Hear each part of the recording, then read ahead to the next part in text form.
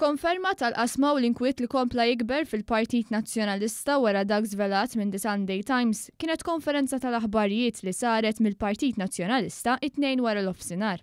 Konferenza li ġiet indirizzata mis-Segretarju Ġenerali tal-Partit Nazzjonalista Clyde Puli u għaliha kien hemm id-Deputat Nazzjonalista Carol Aquilina mill-fazzjoni tal-eks kap Nazzjonalista Simon Busuttil.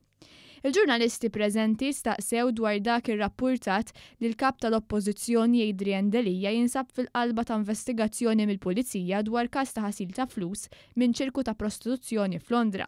Lil Adrian Delija ħareġ jiddefendih Clyde Puli li qal li l-istorja hija spin. Huwa ċar illi din l-istorja l-biraħ hija kienet biss spin. Iżda l-kuntrarju, id-Deputat Nazzjonalista Carol Aquilina għażel li ma jweġibx. Qal biss kun imbirka u talaq il-barra mill-Kamra fejn bdiet issir il-konferenza tal-aħbarijiet.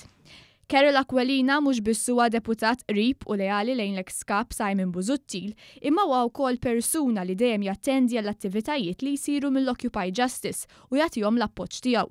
L-istess Occupy Justice li fl-aħħar sigħat qalu li Adrian Delija għandu jirreżenja wara dak żvelat mit-Times.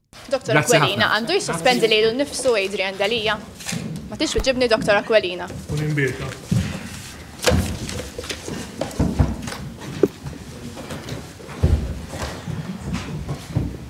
La darba kien biss Clyde Puli li ħareġ u għal Delija, il-ġurnalisti staqsew jekk Delija għandux jirreżenja bil-kejl tiegħu stess.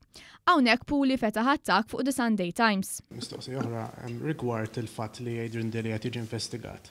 Bl-istess kejl li jużaw taħseb li għandu jwarrab sakemm l-investigazzjoni titlesta? L-ewwel nett di ta' Adrian Delija qed jiġi investigat, bażikament tista' tajt illi daret magħha xi gazzetta xina laqqas nifhimha hekk stess, għax il-gazzetta The Times il-bieraħ titkellem fuq the links. Fil-21 ta' Novembru li għadda Delija kien qal li kull min ikun taħt investigazzjoni għandu jirreżenja. Iżda la darba l-investigazzjoni jadwaru Delija mhux jimxi ma' dak li kien qal. Tlajt ma naqblu illi ġimagħtejn ilu Adrian Delija ġabna hawnhekk u qal illi kull min għandu jkun taħt investigazzjoni għandu jissospendi jew jirreżenja. Mela ħopaċ li mhux verek qal Adrian Delija. Iżda ġimagħtejn ilu Delija kien ċar fi kliemu u qal li kull min ikun taħt investigazzjoni għandu jirreżenja. Min ikun taħt investigazzjoni għandu jirreżenja iva jew le inti bħala politiku. Iva. Iffaċċjat b'aktar mistoqsijiet, Clyde Puli, l-unika deputat li ħareġ jiddefendi lil Adrian Delija, qal li l-każ ġara meta Delija ma kienx fil-politika. Allegatament każ illi ġara 14-il sen ilu meta Adrian Delija ma kienx fil-politika. B'reazzjoni l-Partit Laburista qal li l-Partit Nazzjonalista qiegħed jagħmel spin biex minflok jitkellem dwar dak allegat fuq Adrian Delija għamel konferenza tal-aħbarijiet dwar il-Kummissjoni Elettorali. M'hemmx dubju li dan l-ispin hu maħsub biex ineħħi l-attenzjoni minn fuq il-kap Nazzjonalista li issa spiċċa vittma ta' kliemu stess. Għax wara li ilu jgħid li kull min hu investigat għandu jirreżenja minnu fih, issa sar magħruf li hemm hu fiċ-ċentru ta' investigazzjoni.